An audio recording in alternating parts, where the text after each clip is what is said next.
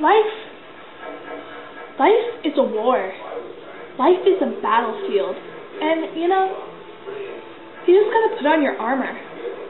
Because if you don't, life is gonna stab you in the back continuously till you bleed all over this earth. I'm gonna take you back into my world, into my life. We're gonna go to grade 6.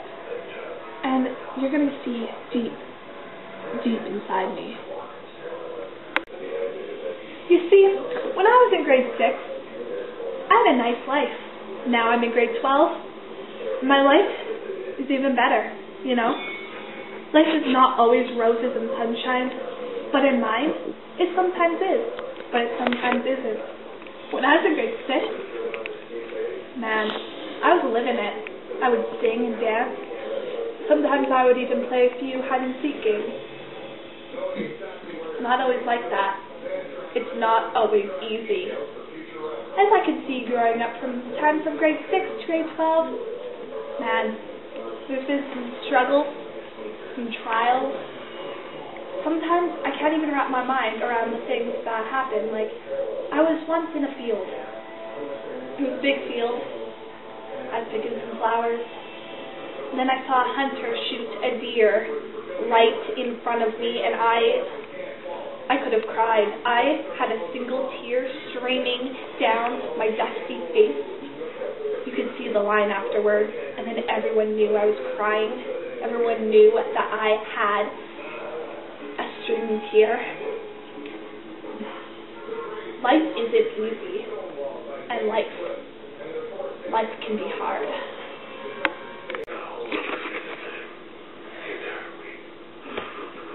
So, aside from that deer incident, cut me real deep. Another moment that was a little bit out of the field, out of the pasture, that really cut my core down like so deep. I was at home this one time, and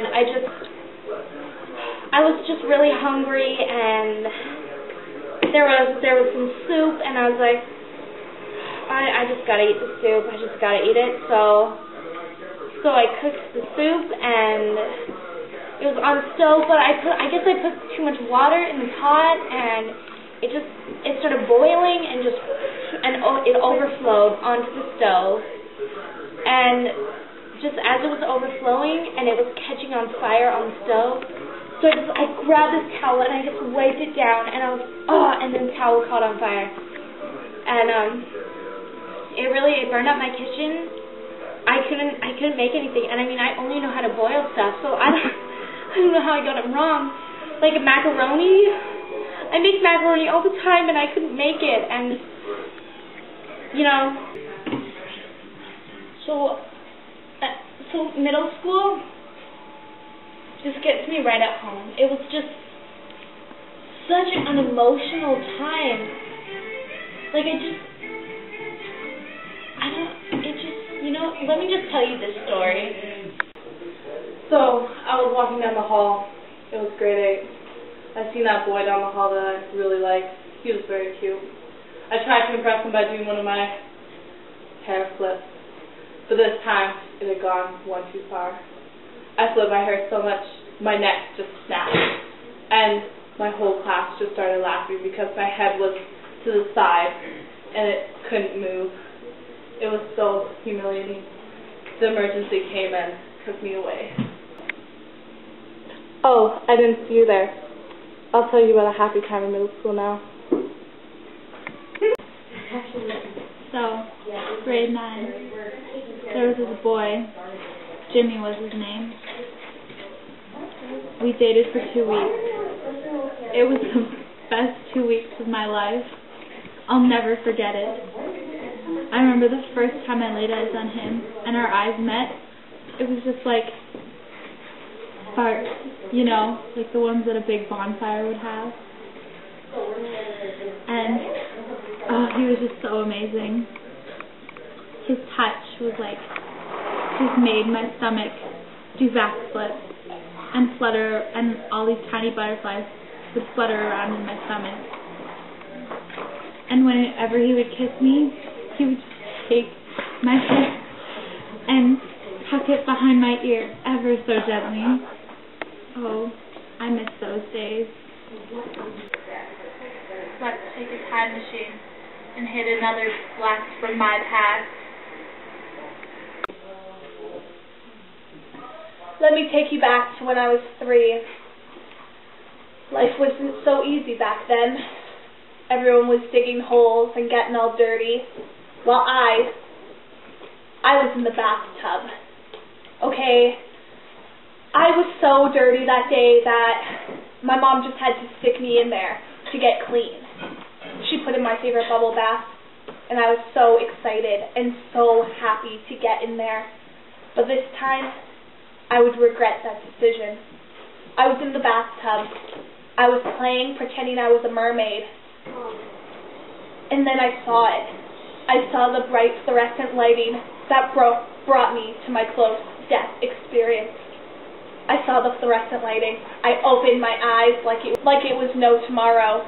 And then I saw the beam that hit my face so hard that I practically drowned. The bubbles were extorting not only from my mouth, but from my nose. I didn't know what to do. The clear water suddenly turned red, and I didn't know what that red substance was. I opened up into the air, took a deep breath of the oxygen. I could feel it entering my lungs. And that's when I saw him. I saw my imaginary friend Peter. He was staring at me. My life changed from then on out. And this takes me to grade 10.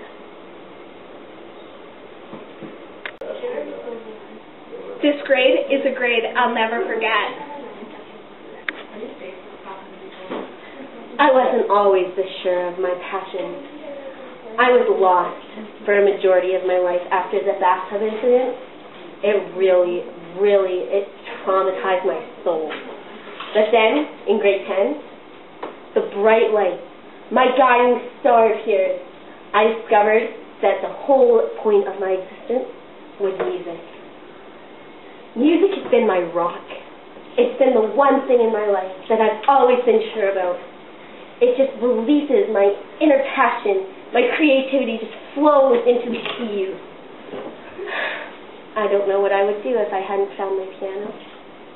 It's been my friend through my breakup with Peter.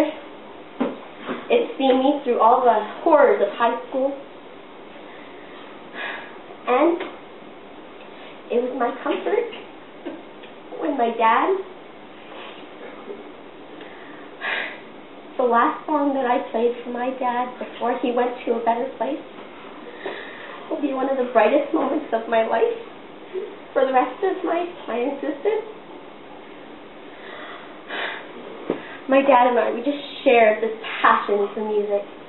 The piano was what bound us together. We both just felt our souls connect when we played the piano.